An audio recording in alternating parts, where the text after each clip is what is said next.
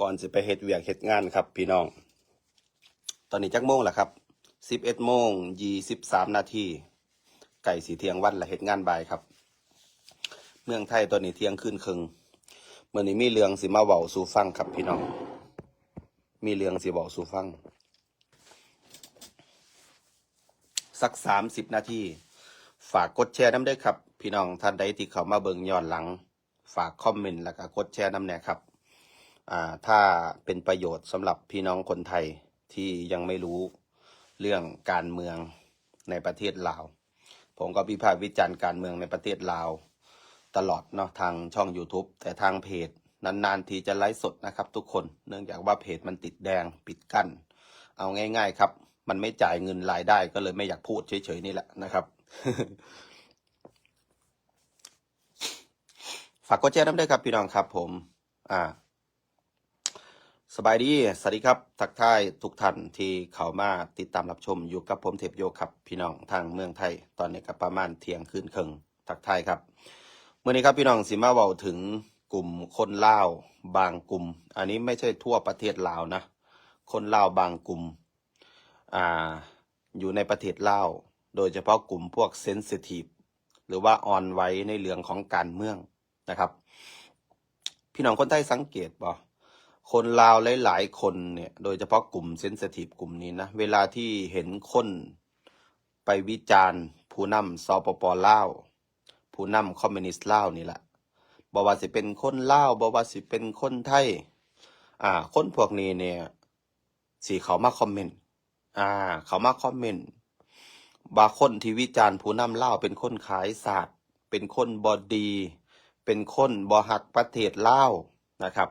อันนี้คือคนกลุ่มนี่เป็นคนกลุ่มที่เซนซิทีฟเรื่องการเมืองแล้วก็บ่แยกแยะบ่มีเหตุผลเด้พวกนี้นะครับคือคนที่เขามาวิจารณ์ผู้นำลาวเนี่ยเป็นคนที่บ่ฮักศาสตร์เหมือนว่าเขายึดเอาผู้นำนี่เป็นคิมจองอึนเข้าใจบ่ผู้นำนี่คือสุดยอดแล้วนะครับในประเทศลาวแล้วบ่นึกถึงว่าผู้นำลาวบริหารประเทศกูได้หยังนำผู้นำลาวกูมีสวัสดิการจากผู้นำบ่ประกันสังคมประกันชีวิตประกันสุขภาพกูมีเบเนฟิตแบบใดจากผู้นำได้รับอีหยังแหน่เขาเจ้าบ่คิดเด้คิดอย่างเดียวว่าคนที่วิจารณ์ผู้นำลาว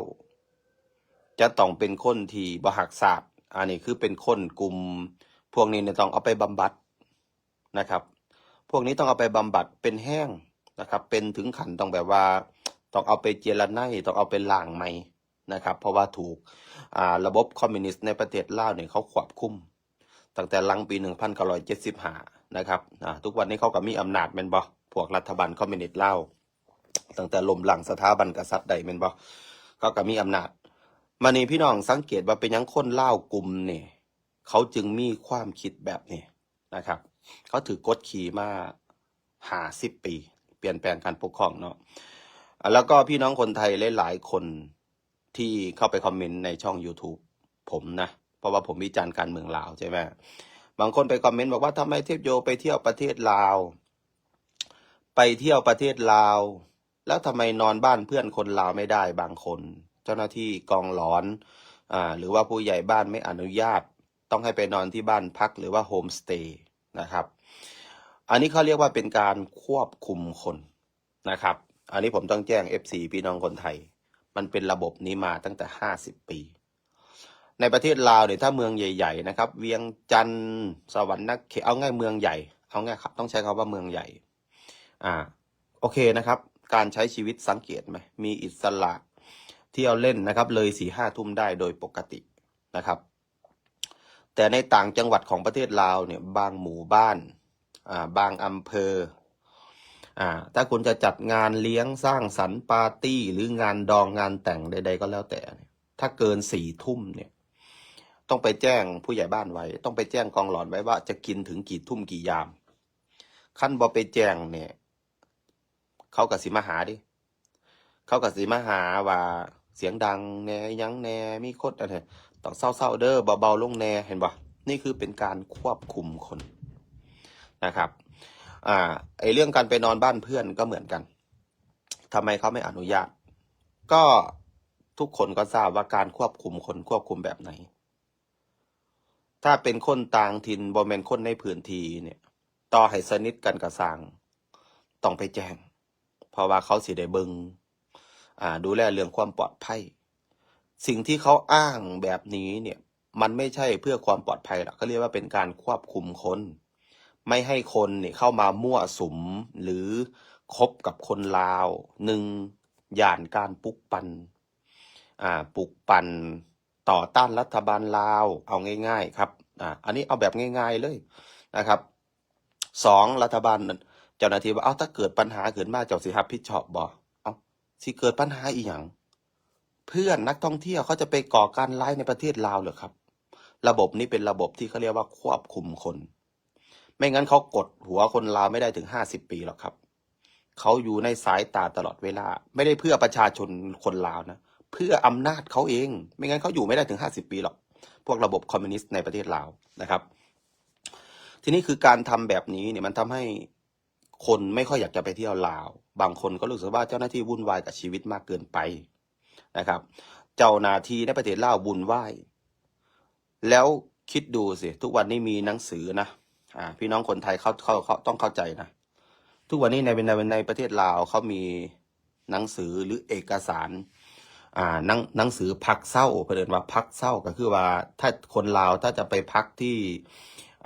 จังหวัดหนึ่งในอีกหนึ่งแขวงสมมติว่าคุณอยู่ขอนแก่นคุณจะไปอยู่อุดรคุณจะไปอยู่กาฬสินธุ์คุณจะไปทำงานเป็นเดือนคุณจะไปพักอาศัยเป็นเดือนเป็นอาทิตย์คุณต้องมีหนังสือด้วยนะเจ้าหน้าที่ในเขตพื้นที่นั้นเขาจะมาตรวจว่าคุณเหมือนคุณข้ามเขตมาคุณจะต้องมีหนังสือนั่นคือเป็นการควบคุมคนในระบอบคอมมิวนิสต์ในประเทศลาวนะครับแล้วคนลาวบางคนเนี่ยเขาไม่ได้จ่ายเงินเนาะบางคนว่าโทษทีนะครับพูดผิดคนลาวบางคนเขาไม่มีหนังสือแจ้งการเห็นไหมครับที่เป็นข่าวทางคลิปเจ้าหน้าที่กองหลอนเที่ยงคืนไปเคาะประตูไปตรวจหนังสือแจ้งการไปตรวจหนังสือพักเศร้าอันนี้เป็นสิ่งที่แปลกก็คือว่าคนลาวในประเทศลาวเนี่ยเป็นคนลาวมีบัตรประชาชนลาวสิไปอยู่ในแขวงใดไปเฮ็ดเบียกเฮ็ดงานอยู่ในแขวงใดเป็นยังต้องมีหนังสือพักเศร้าทำไมต้องมีใบอนุญาตอยู่ขอนแก่นจะไปอยู่อุดรต้องมีหนังสืออยู่ขอนแก่นจะไปอยู่หนองคายต้องมีหนังสือทำไมมันวุ่นวายกับชีวิตคนลาวขนาดนี้นี่คือระบบการปกครองของพวกคอมมิวนิสต์ลาววิธีควบคุมคนนี่คือผมอยากให้พี่น้องเข้าใจว่ามันไม่แปลกที่คนลาวไม่กล้าออกมาวิพากษ์วิจารณ์การเมืองไม่ใช่ว่าเขาไม่รู้นะเขารู้แต่จะวิจารณ์ได้ยังไงครับเพราะทุกอย่างเจ้าหน้าที่ควบคุมตลอดเวลานะครับแล้วทุกวันนี้ที่ผมวิพากษ์วิจารณ์เนี่ยผมต้องการให้คนลาวเนี่ยผมบ่เคยไปขาดหวังว่าลาวจะต้องเปลี่ยนแปลงการปกครองไปสู่ระบอบพระมหากษัตริย์อันนั้นไม่ใช่ความคิดผมนะผมต้องการให้คนลาวเนี่ยมีความคิดหรือว่าเปลี่ยน attitude หรือว่าทัศนคติใหม่การวิจารณ์ผู้นำมันเป็นเรื่องปกติถูกต้องบ่มันไม่เป็นเรื่องพิษมันไม่เป็นเรื่องข้อขาดบาดตายบางคนเนี่ยเห็นเขาด่าผู้นำลาววิจารณ์ผู้นำลาวเนี่ยโอ้ยเพิ่นมาคอมเมนต์คือจังว่าซ้ำหลอบสังหารผู้นำนะคือเป็นเรื่องใหญ่เรื่องโตนะครับจะไปเบิ่งพุ่นนะประธานาธิบดีทรัมป์ประธานาธิบดีปูตินรัสเซียประธานาธิบดีสีจิ้นผิง3 ประเทศมีแต่มหาอำนาจของโลกทั่วโลกนะครับเขาเอารูปมาวิพากษ์วิจารณ์มาเผามาจูดมาเฮ็ดทุกวิธีทางแม้แต่คนในประเทศ3 ประเทศนี้เขาไม่พอใจเขาก็เอารูปมาพูดมาวิจารณ์มาด่าถ้าเขาคิดเหมือนผู้นำคอมมิวนิสต์ลาวนะเขามีทั้งนิวเคลียร์เขาไม่เอาระเบิดไปทิ้งใส่คนนั้นคนนี้หรอกครับหน้าที่ของผู้นำก็คือออกมาชี้แจงถ้าประชาชนวิจารณ์มันไม่ถูกก็ออกมาชี้แจงมันบ่แม่นความจริงเด้อบ่แม่นไปเอากฎหมายมาบังคับมาจับเขานั่นคือผู้นำสปป.ลาวนะครับแต่สิ่งที่วิพากษ์วิจารณ์เนี่ยถ้าคนลาวมีหลักการนะอันนี้คือพูดเฉพาะกลุ่มพวกเซนซิทีฟนะเรื่องการเมืองถ้าคนลาวมีความคิดเปิดกว้างสักนิดหนึ่งนะครับหรือเข้าถึงออนไลน์หรือเปล่าก็ไม่รู้นะเฉพาะกลุ่มนี้นะจะเห็นใช่ไหม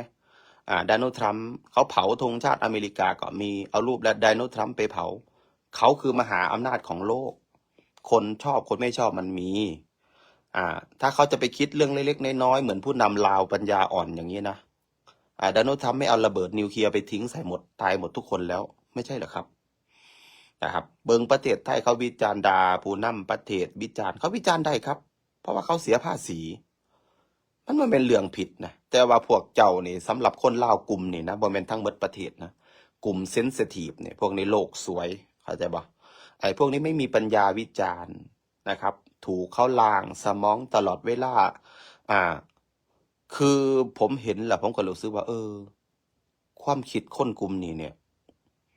มันเกิดมาเพื่อสิ่งนี้อีหลีเนาะเกิดมาเพื่อจะเป็นขี่ขาพวกคอมมิวนิสต์อีหลี หรือว่ามันบ่หูหรือว่ามันหูแต่มันบ่ยอมรับความจริงเลย แล้วผมก็นั่งคิดพวกนี้มันก็แปลกดีเนาะไม่น่าเชื่อนะ Facebook มันก็เข้าถึง YouTube มันก็เข้าถึง TikTok มันก็เข้าถึงทำไมเวลาคนลาววิจารณ์ผู้นำลาวหรือคนต่างประเทศวิจารณ์ผู้นำลาวเป็นคนไม่ดี เป็นคนไม่รักชาติ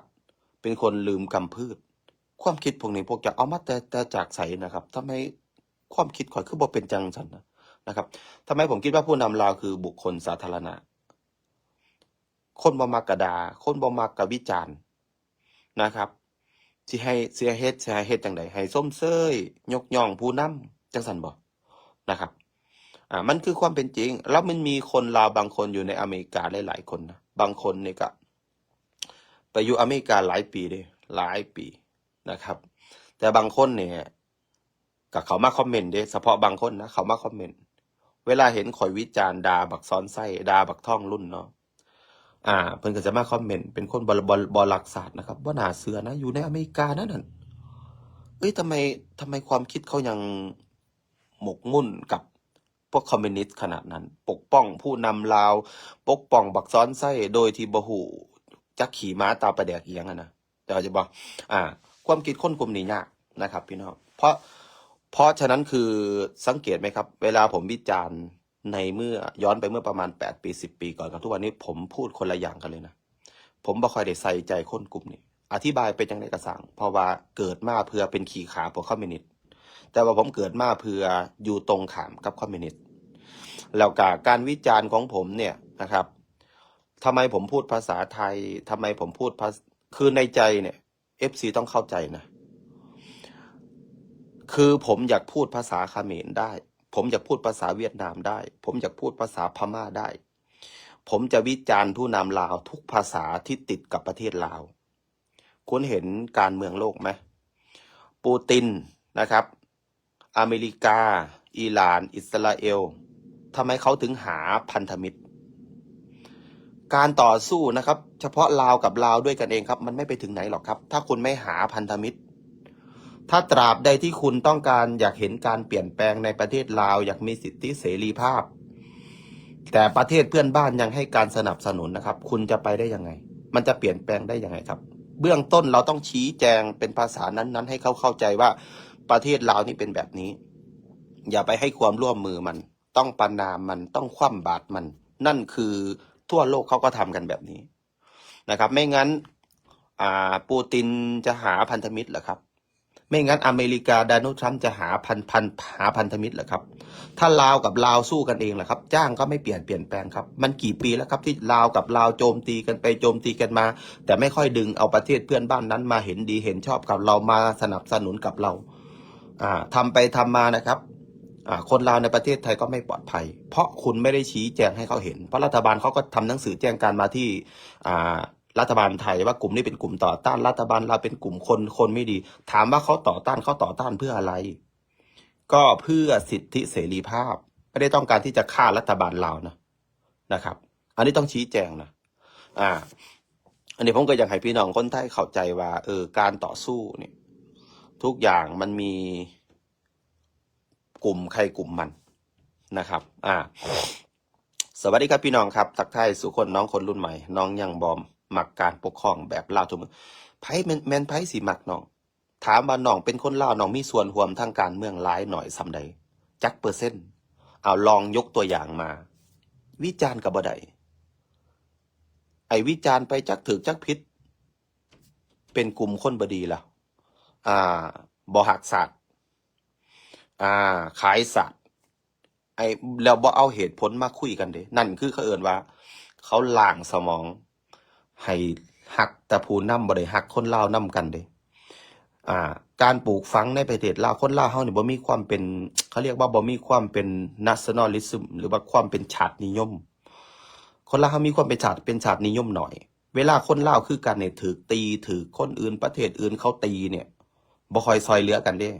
แต่เวลาคนประเทศอื่นโจมตีด่าผู้นำเนี่ยโอ้ยกระโดดนี่เขาเรียกว่าปลูกฝังให้หักแต่ผู้นำเจ้าเคยเห็นคนลาวอยู่ประเทศไทยบ่อันนี้ข่อยเคยเว้าเด้ คนลาวเฮาอยู่ในประเทศไทยอันนี้แค่ยกตัวอย่างให้พี่น้องคนไทยเข้าใจว่า คนลาวถูกปลูกฝังมาแบบไหน คนลาวอยู่ในประเทศไทยข่อยเคยเห็นเนาะตีกันกับคนไทย อยู่สนามตะกร้ออันนี้ยกตัวอย่าง อันนี้เหตุเกิดขึ้นจริงเนาะคนลาวมี8 คน คนไทยมี2 คน ตีกันคนลาว8 คนแลนหนี้เบิดบ่ซอยเหลือกัน แต่ว่าคนไทยกับพม่าตีกัน อยู่ในเดินเตะบานเตะตะกร้อเนี่ย คนไทยมี5-6 คน คนพม่ามี2 คน เขาสู่ซอยกันเลือดอาบไปทั้งโตเขาบ่ยอมถิ่มกัน นี่คือความเป็นชาตินิยมมันบ่คือกันนี่คันพี่น้องคนไทยบางคนบอกว่าลาวตาขาวจังสันจังสีข่อยบ่เคยเถียงเขา มันคือความเป็นจริงนะครับเฮาสิไปเถียงเขาเฮ็ดหยังเพราะฉะนั้นคือคนลาวเฮามันต้องเปลี่ยนความคิดใหม่ ผู้นำคือบุคคลสาธารณะบ่แม่นผู้นำสิมาวิเศษวิโสจะต้องยกมือไหว้จะต้องก้มกราบบ่แม่นแนวนั้นเด้อันนี้คือสำหรับหัวคิดข่อยเด้นะครับนะแต่ผู้ใดสิเทิดทูนผู้นำก็แล้วแต่นะแต่ว่าพื้นที่ของไผของมันบ่ได้คือกันเด้นะครับ สวัสดีครับพี่น้องครับทักทายกันนะครับ ผมเข้าใจนะเวลาคนลาวบางคนเนี่ยสิคอมเมนต์หรือแสดงความคิดเห็นแม้แต่คอมเมนต์ซื่อๆเนี่ยก็ยังรู้สึกว่าตัวเองบ่ปลอดภัย แล้วคันเฮาบ่มีส่วนร่วมทางการเมืองแบบนี้ประเทศเฮาสิเจริญสิพัฒนาไปแบบใดเฮาก็ต้องมาเฮ็ดงานในประเทศไทยตลอดไปอีก100 ปี200 ปีเฮาบ่มีทางยืนโดวยลำแข้งตัวเองเพราะเฮาบ่มีส่วนร่วมทางการเมืองเพอคนรุ่นใหม่ยังบ่กล้าหาญพอนะครับที่จะออกมาวิพากษ์วิจารณ์อันนี้ผมสนับสนุนสิทธิเสรีภาพในการวิพากษ์วิจารณ์ผมไม่ได้สนับสนุนให้มีการไปฆ่าคนนั้นตายฆ่าคนนี้แต่ผมบ่ได้เคยคิดมีคนผมสนับสนุน freedom of speech นะครับทุกคนก็มีสิทธิ์อ่าเห็นบ่ซุมื้อนี้แฮงจำกัดหลายตัวอยู่ในประเทศลาวขนาดถ่ายรูปเจ้าหน้าที่ตำรวจไปโพสต์ลงทางโซเชียลก็ถูกจับแล้วคุณเห็นไหมมีครูคนหนึ่งทางหลวงพระบางทางภาคเหนือเนาะถ่ายรูปเจ้าหน้าที่จราจรลาวไปโพสต์ลงทางโซเชียลสุดท้ายเป็นไงครับถูกจับเอามาแถลงการทำคลิปออกมาขอโทษเจ้าหน้าที่บ้านเมืองขอโทษเรื่องอีหยังขั้นบ่แมนจริงสิเขาโพสต์ก็ออกมาชี้แจงมันบ่แมนเด้อจังสันจังสิอันนี้คนเล่าด้วยกันมันต้องคุยกันแบบนี้บ่แมนสิเอาอำนาจการปกครองไปจับเขาให้บังคับเขาให้เขาเฮ็ดคลิปออกมาชี้แจงขอโทษต่อสังคมโอ้ยสังคมเฮาสิเป็นคอมมิวนิสต์มันไก่ซ้ำกับเกาหลีเหนือเลยเด้ซุมื้อนี้มันหนักขึ้นเรื่อยๆเด้พี่น้องโอเคเนาะครับพี่น้องครับผมหมดเวลาแล้วครับ